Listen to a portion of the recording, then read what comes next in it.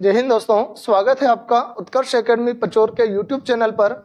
आज इतिहास सीरीज में मैं लेकर आया हूं हड़प्पा सभ्यता या सिंधु घाटी सभ्यता। क्या होती है हड़प्पा सभ्यता, सिंधु घाटी सभ्यता?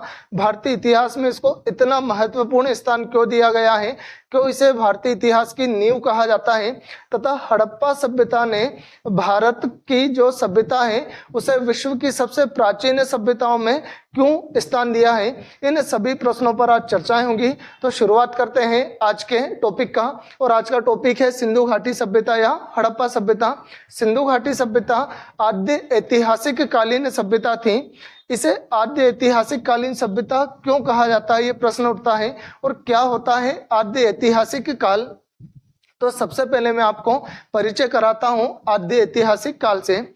आद्य ऐतिहासिक काल वह समय था जिस समय पर लिपि प्रचलित तो थी लेकिन वर्तमान में उसे पढ़ा नहीं जा सका। उस समय को कहा जाता है आद्य ऐतिहासिक काल। और आद्य ऐतिहासिक काल में भारत या विश्व की दो प्रमुख सभ्यताओं के बारे में पढ़ा जाता है। एक तो है हड़प्पा सभ्यता या सिंधु घाटी सभ्यता, और दूसरी रहेगी वैदिक सभ्यता। तो कब से कब तक इनका समय था, आइए चर्चा करते हैं। तो शुरुआत करते हैं आद्य ऐतिहासिक काल के बारे में, पढ़ते हैं। आद्य ऐतिहासिक काल से आज की शुरुआत करते हैं। आद्य ऐतिहासिक काल। आद्य ऐतिहासिक काल का समय 2500 ईसा पूर्व से 600 ईसा पूर्व तक का जो समय है वो आद्य ऐतिहासिक काल के अंतर्गत आता है। अर्थात वह समय जिस समय लिपि प्रचलित थी लेकिन वर्तमान में उसे पढ़ा नहीं जा सका, उस समय को कहा जाता है आद्य ऐतिहासिक काल। और आद्य ऐतिहासिक काल के अंतर्गत सिंधु घाटी सभ्यता, सिंधु घाटी सभ्यता, सिंधु घाटी सभ्यता जिसे हड़प्पा सभ्यता भी कहा जाता है, इसको पढ़ा जाता है। और उसके बाद आती है वैदिक सभ्यता, वैदिक सभ्यता। सिंधु घाटी सभ्यता हड़प्पा सभ्यता का जो समय है वो सर्वमान्य समय 2400 ईसा पूर्व से 1750 ईसा पूर्व माना गया है, ठीक है। उसके बाद वैदिक सभ्यता का जो समय है वो 1500 ईसा पूर्व से 1500 ईसा पूर्व से 600 ईसा पूर्व तक रहा है, ठीक है। वैदिक सभ्यता के अंतर्गत भी इसे दो भागों में डिवाइड किया जा सकता है। एक तो ऋग्वैदिक काल और एक उत्तर वैदिक काल। ऋग्वैदिक काल और उत्तर वैदिक काल। उत्तर वैदिक काल। ऋग्वेद काल का जो समय है वो 1500 ईसा पूर्व से 1500 ईसा पूर्व से 1000 ईसा पूर्व तक का समय रहा है ऋग्वैदिक काल का।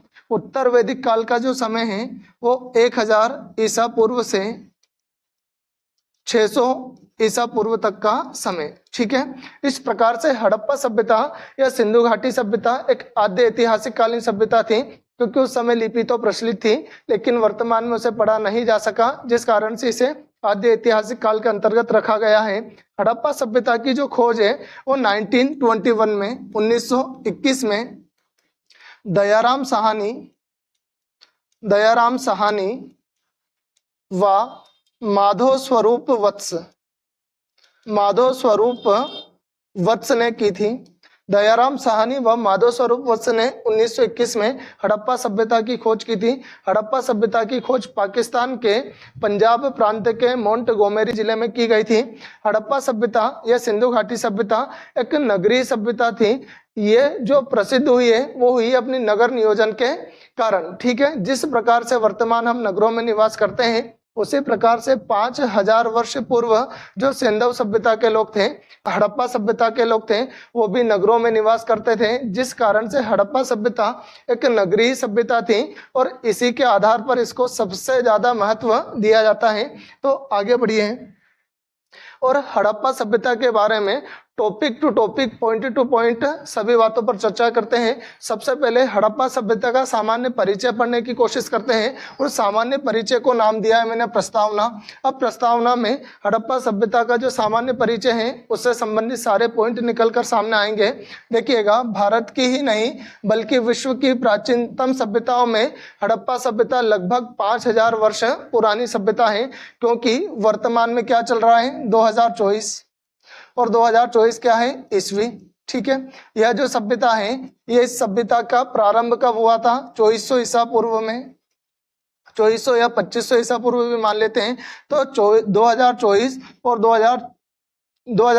और 2400 ईसा पूर्व, इन दोनों के मध्य में लगभग 4500 वर्षों का अंतर है, 4500 वर्ष का अंतर है। इस प्रकार से जो हड़प्पा सभ्यता है वो विश्व की सबसे प्राचीन सभ्यताओं में से एक है, जिसका समय लगभग कितना है 5000 वर्ष पुरानी सभ्यता है, क्योंकि ये इसकी शुरुआत हुई थी 2500 या 2400 ईसा पूर्व में, लगभग वर्तमान के समय से 4500 वर्ष पहले। ठीक है, अगला पॉइंट है हड़प्पा सभ्यता आद्य ऐतिहासिक कालीन सभ्यता थी, मतलब वह समय जिस समय लिपि प्रचलित थी लेकिन वर्तमान में उसे पढ़ा नहीं जा सका। इसी प्रकार से हड़प्पा सभ्यता की जो भाव चित्रात्मक लिपि है उस भाव चित्रात्मक लिपि को अभी तक पढ़ा नहीं जा सका है, जिस कारण से हड़प्पा सभ्यता को आद्य ऐतिहासिक कालीन सभ्यता के अंतर्गत रखा गया है। हड़प्पा सभ्यता का जो समय है वो रेडियो कार्बन C14 विधि द्वारा 2400 ईसा पूर्व से 1750 ईसा पूर्व तक इसका सर्वमान्य समय माना गया है। स्वतंत्रता प्राप्ति के पश्चात हड़प्पा सभ्यता के सर्वाधिक स्थल गुजरात से प्राप्त हुए। ध्यान रखना, इसकी सर्वप्रथम खुदाई कहाँ पर हुई थी, मोंटगोमेरी जिले पाकिस्तान के पंजाब प्रांत में। लेकिन जब 1947 के बाद देश का विभाजन हुआ उस समय से लेकर तो अभी तक स्वतंत्रता प्राप्ति के पश्चात हड़प्पा सभ्यता के सर्वाधिक स्थल कहाँ से प्राप्त हुए हैं, गुजरात से प्राप्त हुए हैं। ठीक है, आगे बढ़ते हैं। हड़प्पा सभ्यता को कांस्य युगीन सभ्यता में रखा गया है। कांस्य युगीन सभ्यता मतलब हड़प्पा वासी सबसे ज्यादा कांस्य धातु का प्रयोग करते थे, ब्रोंज का प्रयोग करते थे, जिस कारण से इस सभ्यता को कांस्य युगीन सभ्यता के अंतर्गत रखा जाता है। अगला पॉइंट है, इस सभ्यता के मूल निवासी द्रविड़ या भूमध्य सागरीय थे। ध्यान रखना, इस सभ्यता के मूल निवासी या तो द्रविड़ या भूमध्य सागरीय इनको माना जाता है। हड़प्पा सभ्यता की खोज, हड़प्पा सभ्यता की खोज मैंने बता दिया 1921 में दयाराम साहनी व माधव स्वरूप वत्स ने की थी। और कब की थी, तो हड़प्पा सभ्यता की खोज पाकिस्तान के पंजाब प्रांत के माउंट गोमेरी जिले में स्थित हड़प्पा नामक स्थान पर 1921 में दयाराम साहनी व माधव स्वरूप वत्स ने की थी। हड़प्पा सभ्यता के उत्खनन के समय, यहाँ से भी बार बार प्रश्न आता है, हड़प्पा सभ्यता के उत्खनन के समय भारतीय पुरातत्व विभाग के महानिर्देशक सर जॉन मार्शल थे। ठीक है, इस सभ्यता का नाम हड़प्पा सभ्यता इसलिए रखा गया क्योंकि उत्खनन या खुदाई कार्य में सबसे पहले हड़प्पा नगर की ही खुदाई हुई थी। हड़प्पा नगर ही सबसे पहले मिला था और उसी के आधार पर इस सभ्यता का नाम क्या पड़ गया, हड़प्पा सभ्यता। ठीक है, आगे बढ़ते हैं। विस्तार, अब कहां से कहां तक ये फैली हुई थी। यदि उत्तर की बात करें तो जम्मू एंड कश्मीर के मांदा, जम्मू एंड कश्मीर के मांदा, और नदी कौन सी थी, चिनाब नदी, चिनाब नदी। इसका सबसे उत्तरी हिस्सा जो है वो जम्मू कश्मीर के मांदा तक फैला हुआ था और नदी कौन सी थी, चिनाब नदी। दक्षिण की बात करते हैं तो दक्षिण में दाइमाबाद, दाइमाबाद, और दाइमाबाद कहाँ पर है, महाराष्ट्र में। किस नदी के किनारे, तो गोदावरी नदी, गोदावरी नदी के किनारे तक ये फैली हुई थी।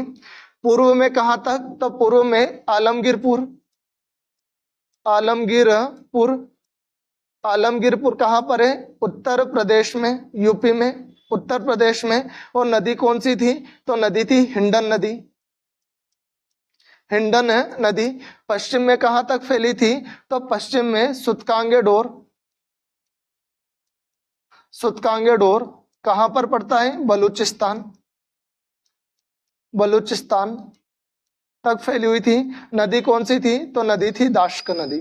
इस प्रकार से उत्तर में जम्मू कश्मीर, दक्षिण में महाराष्ट्र, पूर्व में उत्तर प्रदेश और पश्चिम में बलूचिस्तान तक यह फैला हुआ था। और किस आकार में या किस रूप में, तो त्रिभुजाकार रूप में फैली हुई थी। तो देख लेते हैं। हड़प्पा सभ्यता पूर्व में हिंडन नदी के किनारे आलमगीरपुर से लेकर पश्चिम में दास्कर नदी के किनारे सुतकांगे डोर तक बलूचिस्तान तक फैली हुई थी, तथा उत्तर में चिनाब नदी के किनारे जम्मू कश्मीर के मांदा से लेकर तो दक्षिण में दाइमाबाद महाराष्ट्र में गोदावरी नदी तक यहाँ फैली हुई थी। किस रूप में फैली हुई थी? त्रिभुजाकार रूप में फैली हुई थी। ठीक है, किस स्वरूप में? त्रिभुजाकार स्वरूप में। और इसका क्षेत्रफल लगभग 13 लाख वर्ग किलोमीटर या 12,99,600 वर्ग किलोमीटर इसका क्षेत्रफल था। आगे बढ़ते हैं। नगर नियोजन के कारण ही सिंधु घाटी सभ्यता विश्व प्रसिद्ध सभ्यता थी। इसके बारे में पढ़ते हैं। हड़प्पा सभ्यता की सबसे प्रमुख विशेषता इसका नगर नियोजन था।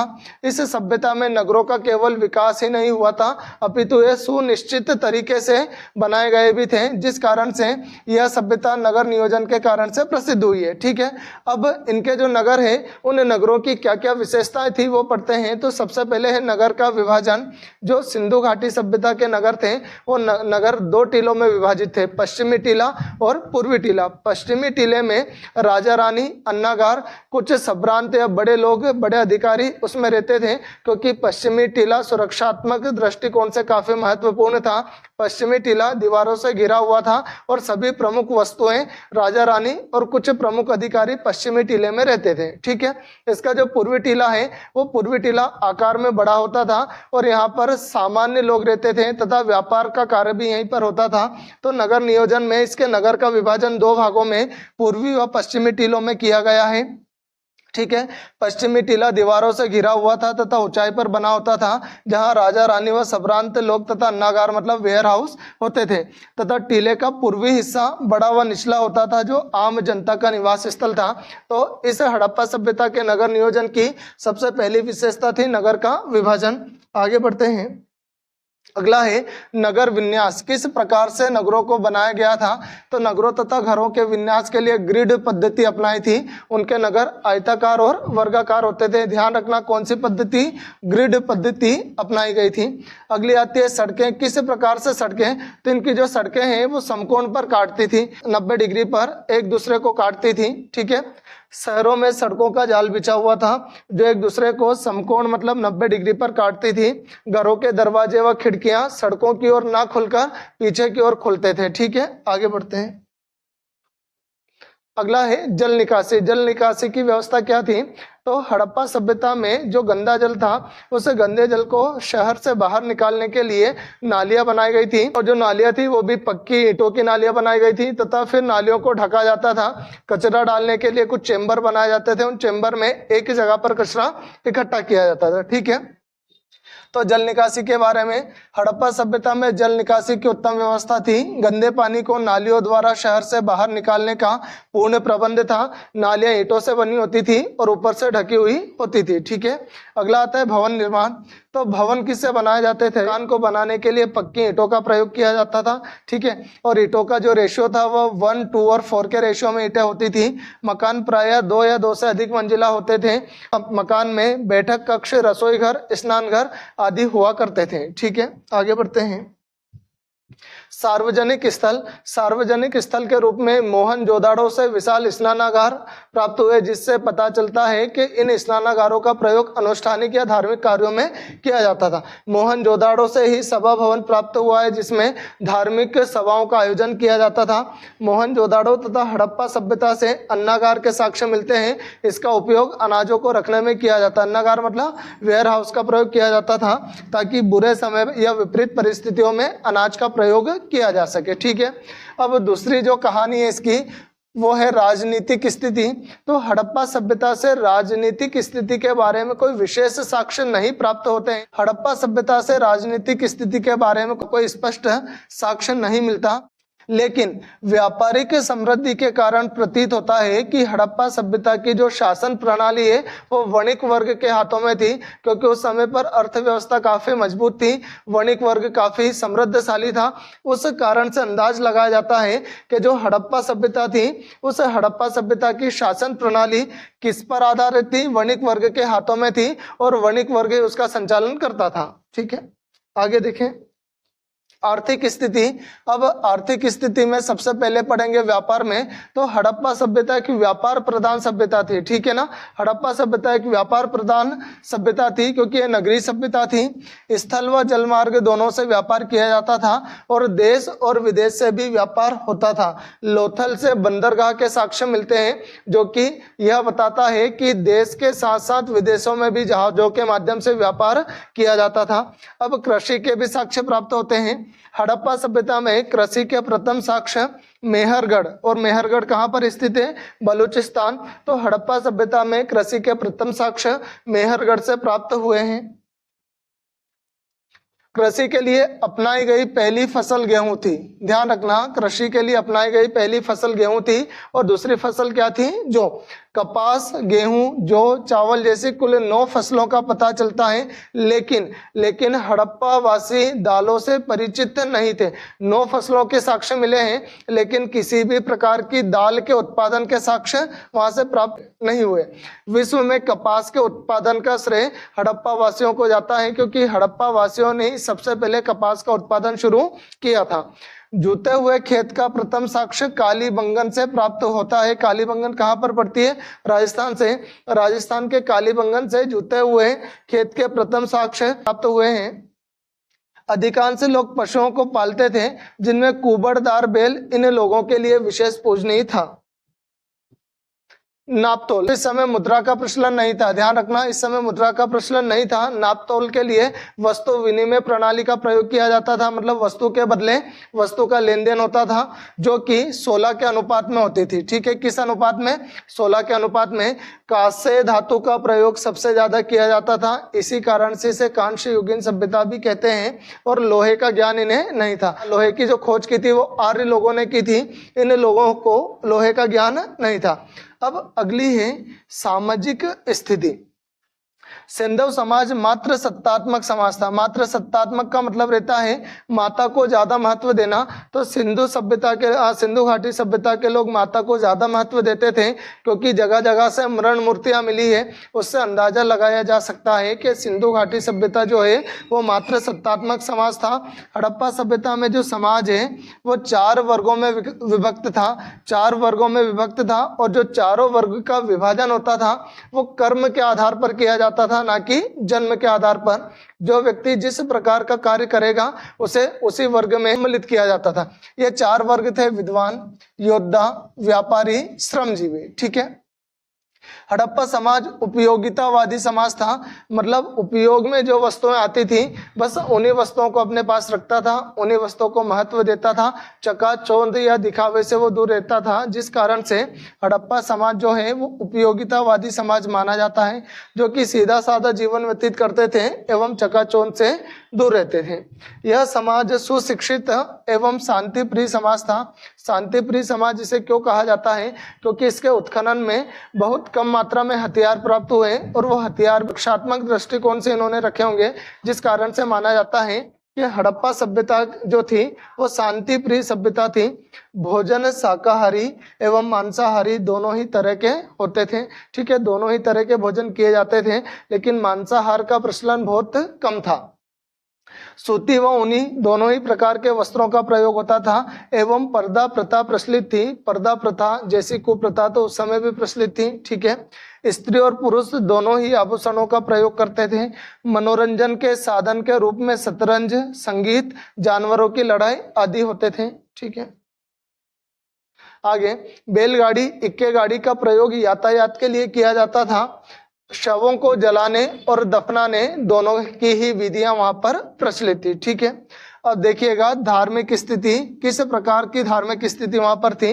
तो इस सभ्यता की धार्मिक स्थिति लौकिक सभ्यता थी। लौकिक सभ्यता का मतलब है कि वो इसी जीवन को ज्यादा महत्व देते थे, स्वर्ग या नरक में थोड़ा कम विश्वास रखते थे, जिसमें धार्मिक तत्व भी उपस्थित है। मतलब वर्तमान का जैसा धर्म है वैसे तत्व भी उस समय पर प्राप्त हुए हैं। मात्र देवी की उपासना की जाती थी, इसी कारण से इसे मात्र सत्तात्मक सभ्यता भी माना जाता है।